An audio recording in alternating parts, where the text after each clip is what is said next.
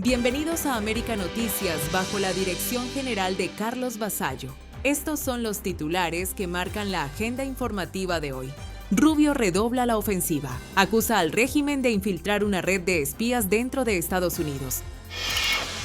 Trump le lanza un ultimátum a Irán. Acuerdo o rendición total en medio de la escalada militar. Escándalo en Hialeah. La muerte de un anciano destapa presuntas negligencias en un hogar de cuidado. Estalla el desespero. Cubanos protagonizan un motín en México para evitar su deportación. Cuba se apaga otra vez. El sexto colapso eléctrico del año confirma el derrumbe del sistema energético. Esto es América Noticias, comenzamos. Las claves del día, los temas y las reacciones de lo que está haciendo noticia. Hola a todos, soy Camilo Egaña y estas son las claves del día, las claves, los detalles, los gestos que hacen de este día un día inolvidable o un día absolutamente prescindible. Petro, el presidente guerrillero de Colombia, ha hecho su último viaje como presidente de Colombia. Iba para Nueva York y terminó en La Habana. Quería ir a la Casa Blanca y terminó en el Palacio de la Revolución de Cuba. Y cuando llegó y los periodistas le preguntaron, señor Petro, ¿a qué ha venido? Ahí Petro de verdad dio el do de pecho, porque saben ustedes que Petro es el amigo de las grandes palabras y al mismo tiempo los grandes vacíos conceptuales. Dijo, vengo a Cuba para que establezcamos un diálogo con Estados Unidos, un diálogo entre civilizaciones. No sé qué quiso decir. Dijo que Cuba es vital para la lucha por la vida en el Caribe. Tampoco quiero, no sé. Después explicó que el estado de la Florida y Cuba están tan cerca pero están tan lejos. Debe ser una frase poética. Petro solo se parece a Petro. Recordemos que en una ocasión Petro confundió a la señora Isabel Allende Bussi, la hija del presidente chileno Salvador Allende, con Isabel Allende, la escritora, la novelista de La Casa de los Espíritus. En otro momento Petro confundió el Armagedón con Agamenón, el personaje de la Ilíada de Homero. Y siempre confundió la paz total, siempre confundió los destinos de Colombia, nunca contentó, nunca alegró a los colombianos, pero sí a los malandros y a los criminales. Pues nada, iba para Nueva York, terminó en La Habana, llegó con cara de lunes por la mañana y una camisa de hilo muy, muy arrugada. Y adivine, el diablo Tuntún, el hombre que amenaza con asfixiar a Cuba, el responsable de todas las desgracias del pueblo cubano, ahora ha sido invitado formalmente por el gobierno de Cuba a que invierta en la isla. Carlos Fernández de Cosío, el vicecanciller cubano, ha invitado al presidente Donald Trump a que invierta en la isla. En una entrevista con el New York Times dijo, yo no veo por qué no le podemos decir a Trump que invierta en la isla. La verdad es esta, Trump o la organización Trump exploró oportunidades comerciales en Cuba a finales de los 90 y hasta el año 2018. Ese año, 2018, Trump solicitó formalmente el registro de la marca Trump en la Cámara de Comercio de Cuba. Hasta octubre de 2018, esa marca estuvo vigente en la Cámara de Comercio de Cuba, en la Oficina de Derecho de Propiedad Industrial. Ahí expiró, hasta el 2018. Y eso consta en una declaración financiera que dio el propio presidente Trump en 2025 y que la Casa Blanca publicó. Esto no es cosa de Bernie Sanders, ¿eh? Ahora, ¿cuándo se hizo el primer acercamiento entre Trump y Cuba? En el año 1988, en pleno embargo y con Fidel Castro en el poder y haciéndose el sueco. En septiembre de 2016, la revista Newsweek sacó la exclusiva y ardió Troya. Marco Rubio, que le pedía la cabeza a Trump porque quería ser presidente, inmediatamente exigió una investigación independiente del tema. Y Hillary Clinton desató la madre de todas las batallas. Aquel interés por Cuba quedó en nada. El presidente nunca concretó ningún negocio y ahora ha dicho que él va a hacer negocio en Cuba cuando sea el momento adecuado y que llegará el momento, pero que ahora no es el momento. Más o menos, eso fue más o menos lo que digo en inglés. Pero más allá de las connotaciones políticas de aquella historia, porque recuerdo, está el embargo y estaba Fidel Castro en el poder. Más allá de las connotaciones políticas de todo eso, lo que llama la atención ahora es la alfombra roja que el régimen le está poniendo a Trump. En mayo entró en vigor la ley que permite a los cubanos en el extranjero invertir en la isla. La ley data de hace 2 años, pero ahora fue que entró en vigor. O sea, alfombra roja para Trump, alfombrita roja para los exiliados. ¿Y por qué los exiliados van a invertir en Cuba? ¿O ustedes no se acuerdan cuando tener un familiar en Miami era un problema para entrar a la universidad, para conseguir un viaje al extranjero, a Bielorrusia, a un festival de poesía en Albania, o simplemente para conseguir un buen trabajito. ¿Ustedes no se acuerdan de eso? El exilio que creó la revolución quiere ahora que salve a la revolución. Parece ser que por primera vez el gobierno cubano ha descubierto lo que es el pragmatismo político. Y ahora, con esa idea, Maquiavelo anda en La Habana vestido de guayabera y bailando al ritmo de reggaetón. El que no corre vuela. Así pasa siempre en Cuba. Y así nos van las cosas. Así nos van las cosas.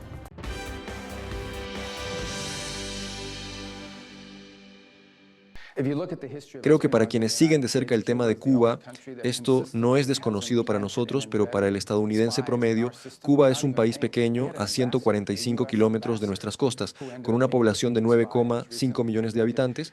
Lo que la gente olvida es que, en lo que respecta a espionaje y operaciones de influencia, Cuba es una verdadera superpotencia en estos ámbitos.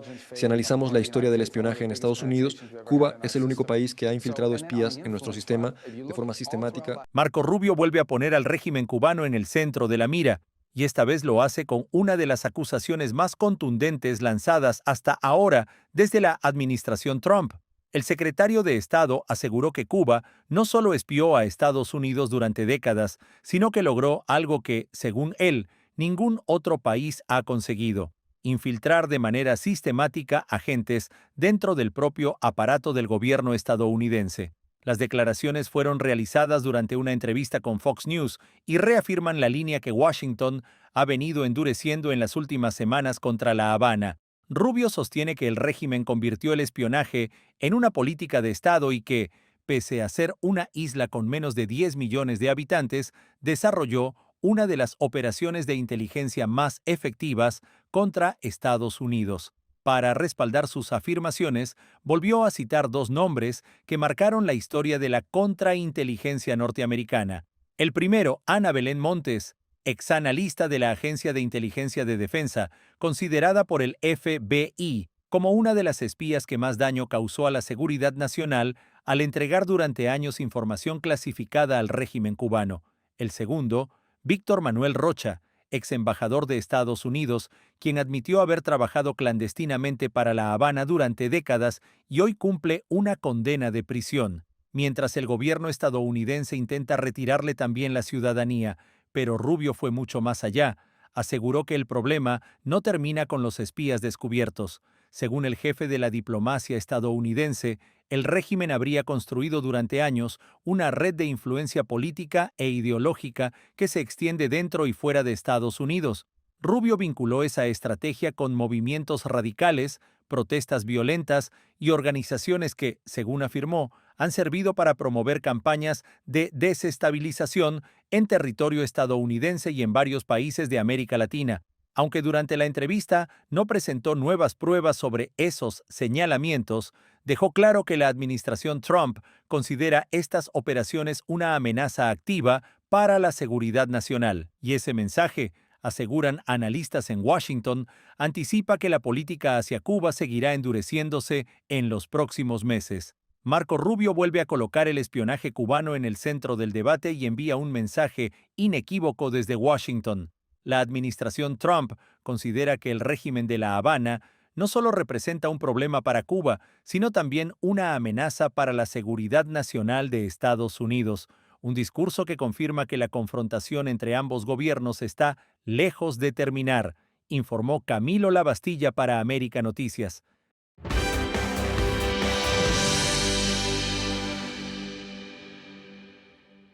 Conscientes de lo que está sucediendo. Estamos conscientes de que las madrugadas enteras, prácticamente hay regiones que las madrugadas enteras están en apagón, y prácticamente todo el día y prácticamente todo el país. Cuba despertó este lunes atrapada en otra noche interminable.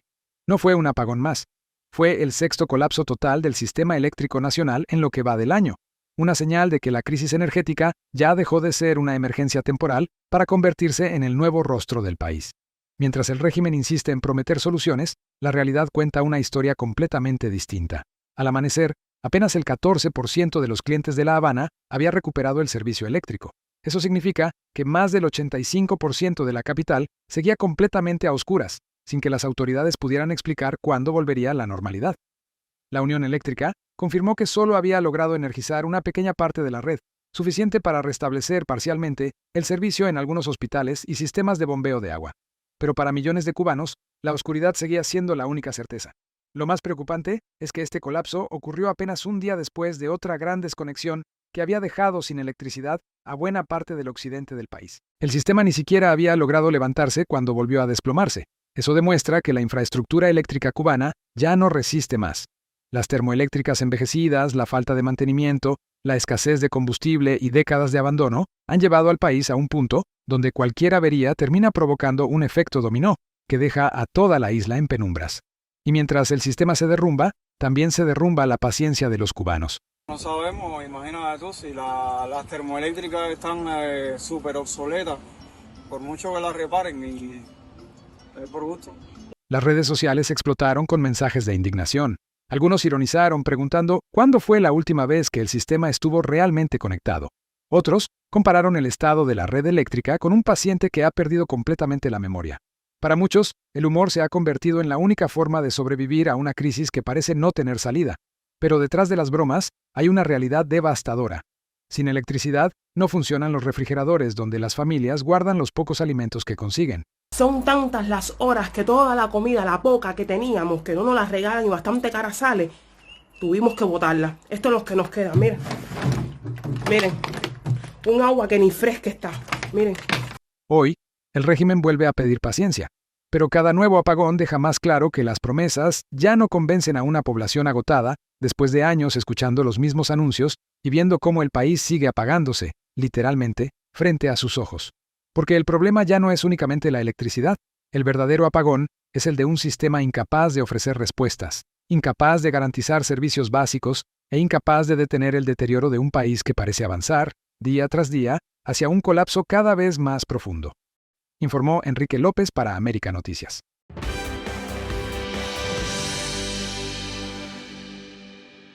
Irán desmintió el lunes que se estuvieran llevando a cabo negociaciones con Estados Unidos. El Ministerio de Relaciones Exteriores de la República Islámica se pronunció luego de que el presidente estadounidense Donald Trump afirmara que el lunes comenzarían nuevas conversaciones para poner fin a la guerra en Medio Oriente, que entra en su sexto mes.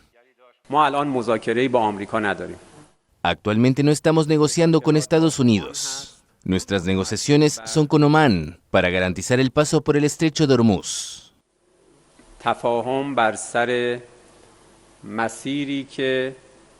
تردد ایمن کشتیرانی از تنگه هرمز رو تأمین بکنه. Trump había amenazado con golpear a Irán muy fuerte y, según la prensa, sopesaba nuevos ataques, incluso contra infraestructuras energéticas. Pero el magnate dio marcha atrás en esa amenaza el fin de semana, al afirmar que el marco de un acuerdo ya estaba sobre la mesa. Va a ser un ataque masivo, y va a ser, con diferencia, el mayor ataque desde la Segunda Guerra Mundial. Pero nos han pedido que no lo hagamos. Nos han dicho, por favor, no lo hagan. Y sus vecinos también lo dijeron. Así que vamos a ver si podemos llegar a un acuerdo para la desnuclearización. El estrecho de Hormuz, cerrado por Irán, se ha convertido en uno de los principales obstáculos en los esfuerzos para terminar con el conflicto. Antes de la guerra, el paso por el estrecho era libre. Pero ahora Teherán insiste en mantener el control y cobrar peajes, algo que Washington rechaza. El domingo la Cancillería iraní declaró a la televisión estatal que estaba a punto de cerrarse un acuerdo con Omán, situado en el lado opuesto del estrecho, sobre una nueva ruta a través del mismo. Un informe de AFP para América Noticias. Nuevas revelaciones salen a la luz sobre un caso que ha sacudido a Hialeah y que hoy mantiene bajo investigación a un hogar de cuidado para adultos mayores y personas con enfermedades o discapacidades que requieren atención permanente. Lo que comenzó con la muerte de uno de sus residentes terminó destapando presuntas irregularidades que llevaron al estado de Florida a ordenar el cierre de emergencia del centro Our Dream ALF, al considerar que la salud y la seguridad de quienes vivían allí estaban en riesgo. La investigación comenzó tras la muerte de un residente el pasado 26 de julio. Durante las inspecciones, las autoridades encontraron hallazgos que hoy generan serias dudas sobre el funcionamiento del centro. Según la orden de emergencia emitida por la Agencia para la Administración del Cuidado de la Salud de Florida, el paciente permaneció cerca de 3 semanas sin recibir un medicamento recetado para tratar su enfermedad cardíaca, considerado esencial para mantenerlo con vida.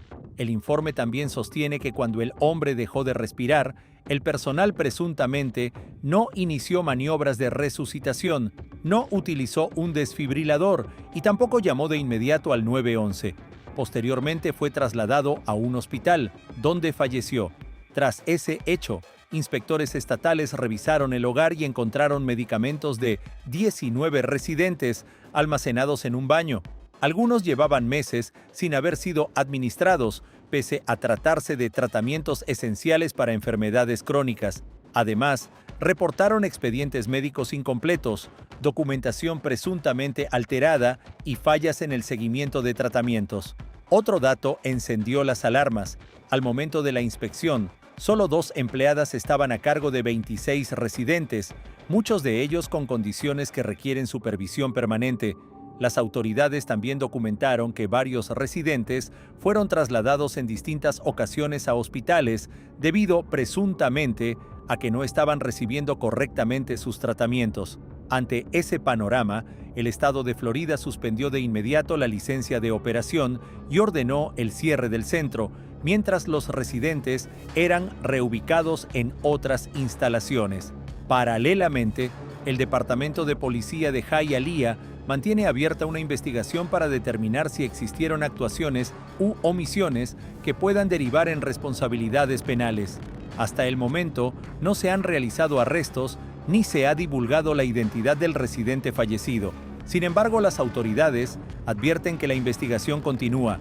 Lo que comenzó con la muerte de un residente, hoy se ha convertido en una investigación por presunta negligencia, con medicamentos sin suministrar, expedientes bajo sospecha y un hogar de cuidado clausurado por representar, según el estado de Florida, un riesgo para la vida de sus propios pacientes, informó Camilo Lavastilla para América Noticias. El Departamento de Estado publicó un extenso informe sobre Cuba que ha dado mucho que hablar por su superficialidad, mendacidad e inconsistencia. El informe busca criminalizar y reprimir las genuinas expresiones de solidaridad con Cuba, cuestiona nuestro derecho a defendernos de la agresión imperialista. La confrontación entre Washington y La Habana acaba de subir otro escalón. Horas después de que el secretario de Estado, Marco Rubio, volviera a acusar al régimen cubano de operar una extensa red de espionaje e influencia contra Estados Unidos, el canciller cubano, Bruno Rodríguez, salió al contraataque con un mensaje cargado de acusaciones y advertencias. En una publicación en la red social X, Rodríguez calificó de ridícula y torpe mentira la posición de Rubio y aseguró que el verdadero objetivo de la administración Trump no es denunciar actividades de inteligencia, sino construir el argumento político para endurecer aún más las sanciones contra la isla. Pero el canciller fue todavía más lejos. Afirmó que las declaraciones del secretario de Estado buscan crear el pretexto para una eventual agresión militar contra Cuba, una acción que, según dijo, provocaría un baño de sangre tanto de ciudadanos cubanos como estadounidenses. Se trata de una de las respuestas más fuertes emitidas por el régimen desde que el Departamento de Estado publicó su informe Cuba, la capital del comunismo del siglo XXI, un documento que ha marcado el tono de la nueva estrategia de Washington hacia La Habana. Desde entonces, el régimen cubano ha reaccionado prácticamente a diario. Miguel Díaz-Canel calificó el informe de propaganda y acusó a Estados Unidos de intentar revivir la Guerra Fría. Bruno Rodríguez lo llamó un panfleto calumnioso.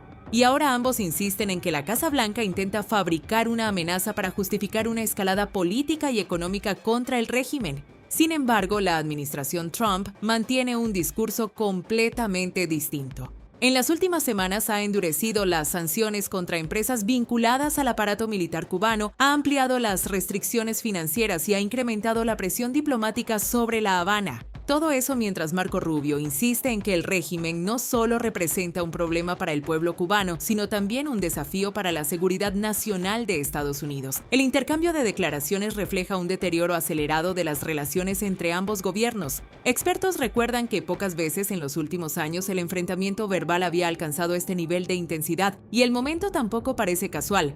Las declaraciones de Bruno Rodríguez también evidencian la preocupación del régimen por el impacto internacional que han tenido las recientes denuncias impulsadas por Washington, especialmente después de que la administración Trump colocara nuevamente el tema del espionaje cubano en el centro de su política hacia la isla y lo vinculara directamente con la seguridad de Estados Unidos. La respuesta de Bruno Rodríguez confirma que la ofensiva política entre Washington y La Habana está lejos de terminar.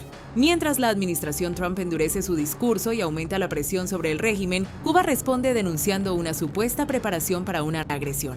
Un nuevo choque verbal que mantiene en uno de sus momentos más tensos la relación entre ambos gobiernos, informó Leticia Grau para América Noticias.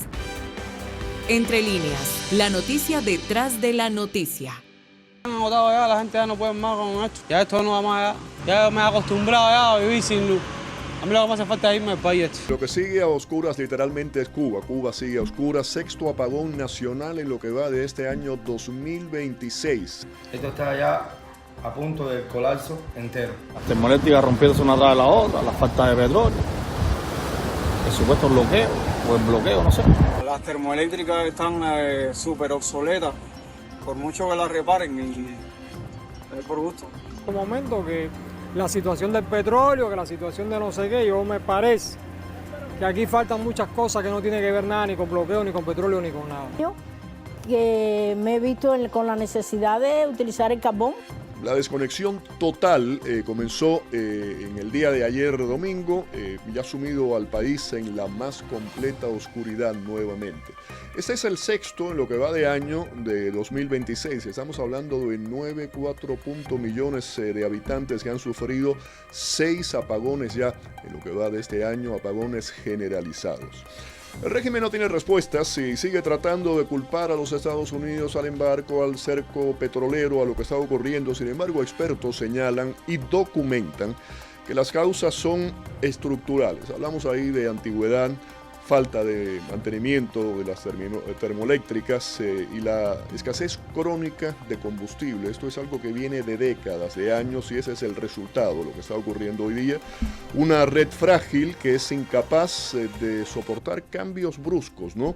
De frecuencia, y en ese momento, cuando ocurren esos cambios bruscos, lo que se desencadena son esta serie de desconexiones. Ahora es el cerco, sí es cierto, pero durante años el régimen cubano recibió de Venezuela miles y miles de millones de dólares en crudo que nunca llegó al pueblo cubano.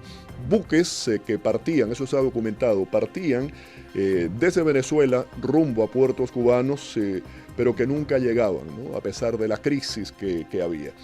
Y siguen las preguntas, ¿no? ¿Qué ocurrió con el dinero? ¿Qué ocurrió con ese crudo, ¿no? Que pudiese muy bien haberse invertido el dinero en la infraestructura de las termoeléctricas para evitar lo que está ocurriendo hoy día, y el crudo para beneficio de los cubanos que ya desde entonces estaban sufriendo apagones.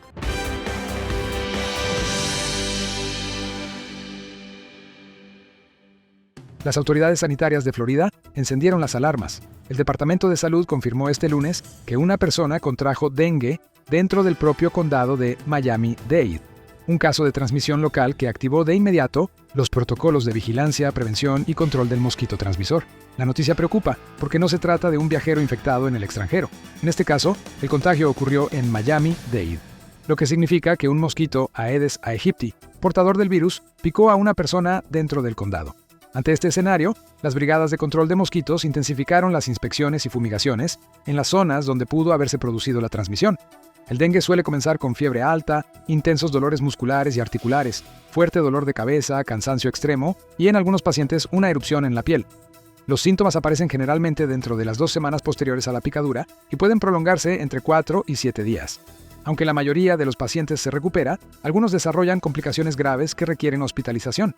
La alerta llega en el peor momento del año. Entre mayo y octubre, el calor, la humedad y las lluvias convierten al sur de Florida en un ambiente ideal para la reproducción del Aedes aegypti. el mismo mosquito que también transmite Zika y chikungunya. Por eso, las autoridades insisten en eliminar cualquier recipiente con agua acumulada, usar repelente y proteger puertas y ventanas con mallas. El contexto regional aumenta aún más la preocupación. Cuba continúa enfrentando una intensa circulación del dengue y las autoridades sanitarias han reconocido la presencia simultánea de varios serotipos del virus en distintas provincias, mientras el constante flujo de viajeros entre la isla y el sur de Florida mantiene bajo vigilancia a los epidemiólogos. Los expertos recuerdan que el dengue no se transmite de persona a persona. El riesgo aparece cuando un mosquito pica a alguien infectado y luego transmite el virus a otra persona, lo que puede dar origen a nuevos casos locales.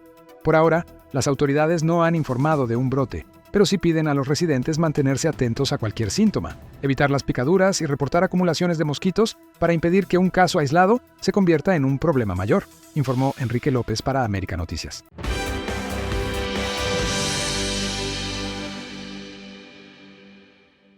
Dame un tiro, viejo. Prefiero que me maten. No voy para Cuba ni llegan obligado, ¿no? Lo que ocurrió este domingo, en la estación migratoria Siglo XXI, en Tapachula, Chiapas, no fue un incidente aislado. Fue la explosión de una crisis que lleva meses acumulándose y que ahora vuelve a poner a los migrantes cubanos en el centro de la atención. Alrededor de 40 cubanos protagonizaron un motín después de enterarse de que serían deportados. Según las autoridades mexicanas, varios detenidos incendiaron colchonetas dentro del centro migratorio, provocando un amplio despliegue de fuerzas federales, estatales y municipales para controlar la situación. El Instituto Nacional de Migración aseguró que el incendio fue sofocado sin víctimas mortales ni heridos de gravedad. 2 personas quedaron bajo investigación por su presunta participación en el intento de provocar el fuego, mientras el resto permanece retenido dentro de la estación.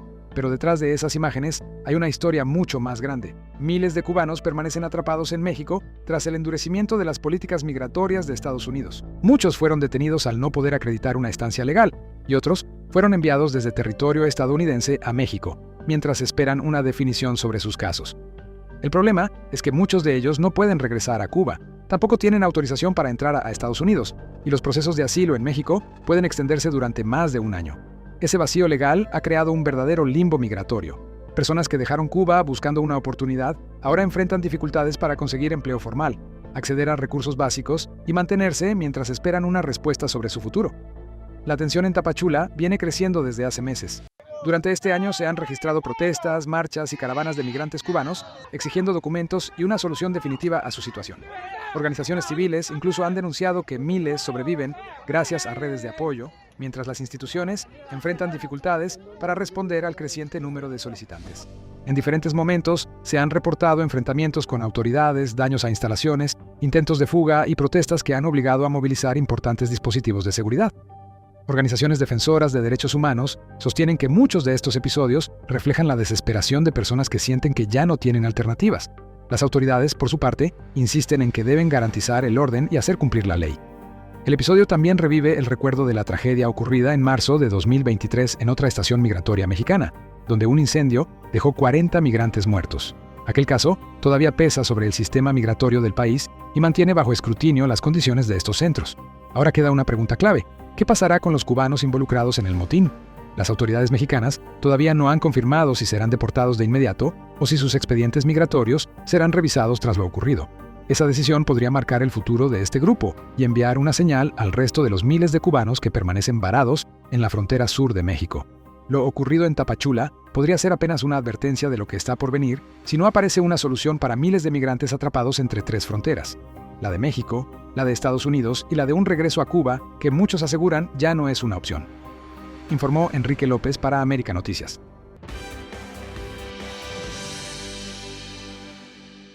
Un cubanoamericano naturalizado podría convertirse en uno de los rostros más visibles de la nueva ofensiva migratoria del gobierno federal contra ciudadanos que obtuvieron la nacionalidad estadounidense mediante presunto fraude. El Servicio de Inmigración y Control de Aduanas, conocido como ICE, anunció que inició el proceso para desnaturalizar y posteriormente deportar a Josmichael Rodríguez Pérez, un ciudadano estadounidense nacido en Cuba que fue condenado por participar en un fraude contra el programa federal Medicare. Según ICE y el Departamento de Justicia, Rodríguez Pérez obtuvo la ciudadanía en 2018, pero ocultó información información sobre actividades delictivas que, de haber sido reveladas durante su proceso migratorio, habrían impedido que se convirtiera en ciudadano estadounidense. La investigación sostiene que entre 2014 y 2016 formó parte de una red que operaba desde una supuesta clínica médica en el sur de la Florida. De acuerdo con la acusación, la organización pagaba sobornos para captar beneficiarios de Medicare, emitía recetas médicamente innecesarias, falsificaba documentos y presentaba reclamaciones fraudulentas al gobierno federal por casi $887,000. Rodríguez Pérez terminó declarándose culpable de conspiración para cometer fraude en servicios de salud y lavado de dinero. Como parte de su sentencia, fue condenado a 19 meses de prisión, 3 años de libertad supervisada y al pago de $886,000 en restitución al gobierno de Estados Unidos. Pero ahora enfrenta una consecuencia aún más grave. El Departamento de Justicia sostiene que el cubanoamericano mintió bajo juramento y no cumplía con el requisito de buen carácter moral, una condición indispensable para obtener la ciudadanía estadounidense. Si un juez federal revoca su naturalización, perderá todos los derechos como ciudadano y quedará sujeto a un proceso de deportación, una medida que ICE confirmó que buscará impulsar. El caso forma parte de una ofensiva nacional de la administración del presidente Donald Trump para identificar a ciudadanos naturalizados que presuntamente obtuvieron su estatus mediante fraude, ocultamiento de información o declaraciones falsas, y Florida se ha convertido en uno de los principales escenarios de esa estrategia. En los últimos meses, las autoridades federales han incrementado las investigaciones contra personas naturalizadas involucradas en fraudes a Medicare, delitos financieros, fraude migratorio y otros crímenes federales. Incluso, de acuerdo con datos divulgados por ICE, la agencia también ha iniciado procesos de desnaturalización contra personas condenadas por abuso sexual infantil, robo de identidad, fraude migratorio y narcotráfico, dejando claro que el objetivo es retirar la ciudadanía a quienes consideran que nunca debieron obtenerla. Expertos en inmigración recuerdan que, aunque la ciudadanía estadounidense suele considerarse permanente, la ley permite revocarla cuando se demuestra que fue obtenida mediante engaño o el ocultamiento deliberado de hechos relevantes. Mientras continúa el proceso judicial, el caso de Josmichael Rodríguez Pérez envía un mensaje contundente. Para las autoridades federales, una condena por fraude no solo puede llevar a prisión, sino también abrir la puerta a perder la ciudadanía estadounidense y enfrentar la deportación, informó Enrique López para América Noticias.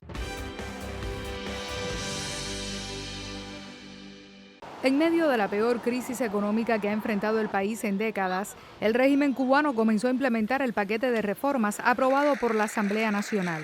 Las medidas amplían el espacio del sector privado y buscan atraer inversión extranjera, reformas que La Habana muestra como una gran apertura, mientras defienden un sistema totalmente disfuncional y obsoleto con casi 70 años de fracaso, como nos explica el analista en economía Elías Amor. Que estas medidas que están tomando no llevan a una economía de mercado. Porque para que lleven a una economía de mercado, lo primero que hay que asegurar es que la Constitución que rige la actividad económica y privada política del país permita ir hacia una economía de mercado.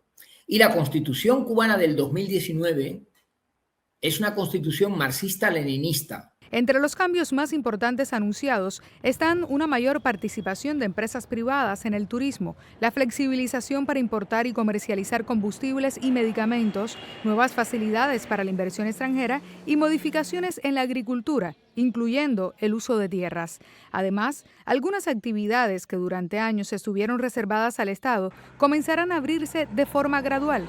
Sin embargo, Elías Amor recomienda a los potenciales inversores actuar con cautela. Ustedes no pongan ni un céntimo de euro en Cuba porque no tienen ustedes garantías. La Constitución cubana tiene 3 artículos dedicados a las expropiaciones y las confiscaciones. Eso no existe en ninguna constitución del mundo. Los privados podrían participar en la extracción de petróleo y gas, la pequeña minería, la producción de químicos y medicamentos, la construcción de barcos y el ensamblaje de vehículos. En el turismo, permitirán el alquiler privado de vehículos, agencias de viajes, guías e incentivos al ecoturismo. Pero las cláusulas de estas reformas mantienen en vigor autorizaciones estatales, es decir, el Estado sustituye la prohibición absoluta por un permiso condicionado. Ese potencial de expropiación que tiene el Estado supone que una persona en Cuba invierte y se queda sin su negocio, porque se lo quitan, se lo confiscan. Entonces, hasta que eso no desaparezca literalmente del texto constitucional, cabe la posibilidad de que el Estado cometa esas atrocidades que ya las ha hecho. En medio de este nuevo escenario, el viceministro de Relaciones Exteriores Carlos Fernández de Cosío aseguró en una entrevista con The New York Times que Cuba no excluiría inversiones del presidente Donald Trump o de empresas vinculadas a él si existieran las condiciones. Declaraciones que ya han generado reacciones entre residentes de La Habana. Será un golpe, algo chocante, porque nosotros estamos acostumbrados, ¿no?, a tener las cosas, los productos subsidiados, que las cosas estén en un lugar determinado. El analista recuerda que no es la primera vez que el régimen anuncia reformas en medio de una crisis. Ocurrió en el 2008, cuando entregaron tierras ociosas en usufructo, luego con los lineamientos anunciados por Raúl Castro para ampliar el sector privado, y también lo vimos con las MIPYMES. Sin embargo, la mayoría de estas aperturas han terminado limitadas por nuevas regulaciones o mayor control estatal. Soy Jani González.